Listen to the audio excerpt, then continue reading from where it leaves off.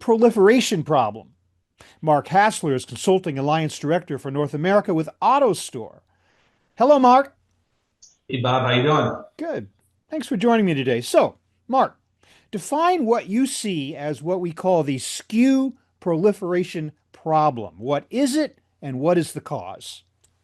Yeah, I think in kind of the simplest definition, Bob, is SKU proliferation is a rapid increase in really the number of unique SKUs that a company manufactures, stocks, and distributes. Okay. And there's a lot of reasons, for that growth, and we can certainly get into it. But just to kind of expand on SKU, stock keeping unit, right? And Yeah. it really represents a specific variation of products. So that could be by size, by color, it could be by flavor, or even packaging format. Okay. All right. Well, SKU proliferation has been with us since at least the dawn of the big box retailing era, where you could Yeah. go into a Walmart and see an entire aisle of, let's say, a type of toothpaste with 20 different variations on it. So that's not new in and of itself. What's different now? I think it's customization is one of the huge reasons for it. Just as consumers in general, I think we like variation, product variation. I was at a big sporting goods retailer the other day, and I was going to get a pair of goggles. I like to swim, and there were three or four different brands, right, that were available for me to pick from. And I kind of like a unique goggle. I like one that's a little bit bigger in width. Mhm. And not only did this one company have that goggle for me, but they also had a variation of tints that were available. So if I want to swim outside, I like a mirrored lens. If I swim inside, I want a clear lens. And not only on top of that, they had a little different color for each one. And so they had a pink one, they had a blue one, they had a red one. Hmm. And I was immediately attracted to the one that provided me with the most variety. I was really able to hone in on kind of what met my needs and what, just personally matched with me. And I went straight for that goggle because I liked it. The one that only had two or three variants for me to choose from, I passed on Yeah. that choice. And so I Well, think, yeah, okay. customization, keeping up with, your customers' preferences is and gaining market share is a huge reason for that. I guess we could have a discussion at which point it just becomes too much for the consumer to make a choice. But as you describe it, that is a positive thing.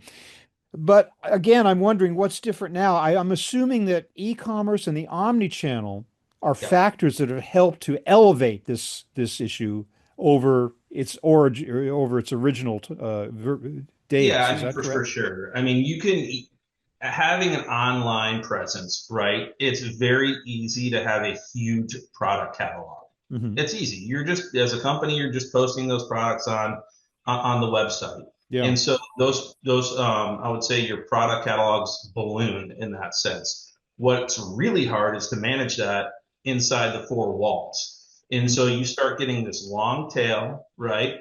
And it creates a lot of challenges inside the four walls of the warehouse, in the supply chain, visibility into your product mix. And so, yeah, e-com has certainly been a trigger for that. You mentioned, the omni-channel environment. We're now consolidating these facilities. We don't just have an e-com distribution facility. We're doing e-com. We're doing the consumer. We're doing Hmm. B2B, and we're doing wholesale on All the same within like operation. it's the same facility in many cases here.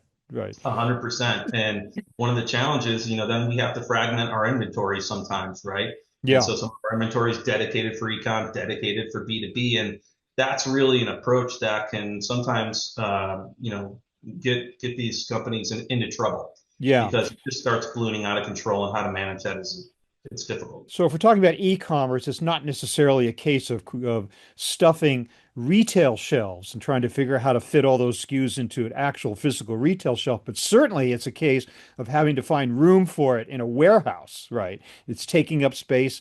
And it's also creating challenges on how you track those sales, how you make decisions on additions, deletions, promotions that promote the most profitable or promising SKUs. So this sounds like a huge challenge right now for retailers and distributors, right? It is. It's a challenge, but I don't want to sit here and say SKU proliferation is a bad thing.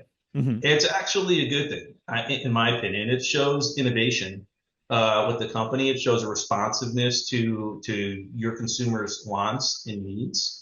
So if managed correctly, you can really turn that SKU proliferation into a competitive advantage. I mean, take a look at Amazon, right? Take a look at the amount of products that they support. Doing it though in a way, in a smart way, that's where you're going to turn what was really challenging into, putting you ahead of your competition. Okay, well, let's talk about how you can actually do this and turn this to your advantage. What is the solution? I take it automation figures in, but in what form and how? Yeah, I would say flexible automation. To start, it all comes down to having the data, right? Hmm. And what that best fit solution is for you. You mentioned you hit on a few of the major challenges, and that is, maybe your warehouse is bursting at the seams, and you just don't have the space anymore to manage that inventory. Maybe you're, acquiring another business, and you need to bring additional SKUs into your warehouse, right? And so using flexible automation, it's generally high density. So you're going to convert what was typically maybe 100,000 square feet of storage down to 25,000 square feet of storage by Mm. using that vertical clear height in your facility. Hmm. So that's a huge advantage. And we're really treating the A's, the B's, and the C's all the same, right? Um, from what I find, when I walk into a facility, we generally the first thing we talk about is the A movers, right? How do we manage, what brings us the majority of our revenue, and we're overlooking the 80% of the SKUs that are taking up the majority of the space.